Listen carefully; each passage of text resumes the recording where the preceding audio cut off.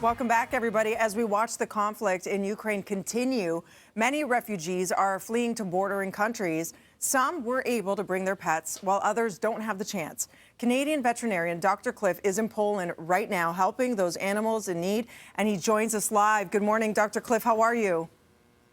Hi, Dina. Happy birthday, Sid. You're 6.5 in dog years. Oh, you're amazing. Listen, not all heroes wear capes. Some of them wear blue sweaters and stethoscopes because you are very much one. Tell us a little bit about what's right behind you.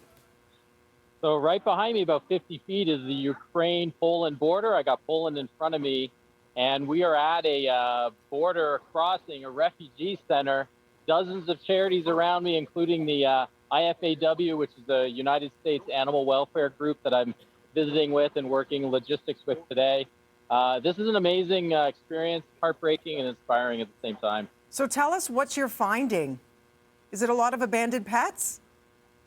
Yeah, unfortunately, so many people had to rush out of their homes, especially in Kyiv and Mariupol, and they weren't able to grab their pets fast enough, or their pets couldn't make the trip due to health issues, so they were dropped off at shelters in, say, Lviv and the surrounding area. And recently, the Poland government had to stop allowing these animals in without a 3-week quarantine due to rabies. So now all these animals are stuck there. So we're working with animal shelters here in Poland, but we actually took a trip 2 days ago into Lviv to help out some of the animal shelters there. Dr. Cliff, it's one thing to love animals as you do. It's another to literally put your own life at risk to save them. Why is this something you feel compelled to do? Yeah, you see all the sad stories and the anguish on these on the great news stories like you guys have been showing, and it was an opportunity to help. I have the skills. I've done a lot of volunteer travel work. My daughter was backpacking, doing a solo trip in Europe.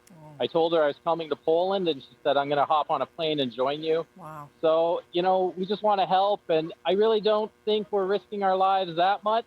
The people in Ukraine and Lviv are so powerful and so confident and amazing people that we're just inspired by them, and we're not really too worried about our safety, to be honest. My gosh. Well, I know so many people here watching this right now are going to want to help in some way. I know you have a GoFundMe page. So how do we donate, or what do you need from us?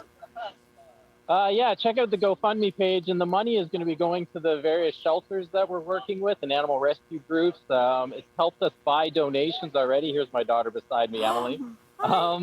It's going to be spread out amongst these charities that I have all around me at this refuge center. I can make sure it goes to the right people and goes directly to helping the pet owners and the animals that are hurt and injured and needing surgery and medical care, and it's all going to a good cause. What's your daughter's name, Evelyn? Emily. Emily, love to Emily. Who's Mia the Moose? Hi. How Canadian to mention a moose?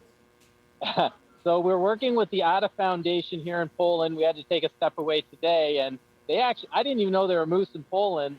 And the Ada Foundation, which is amazing, does dogs, cats, and also wildlife.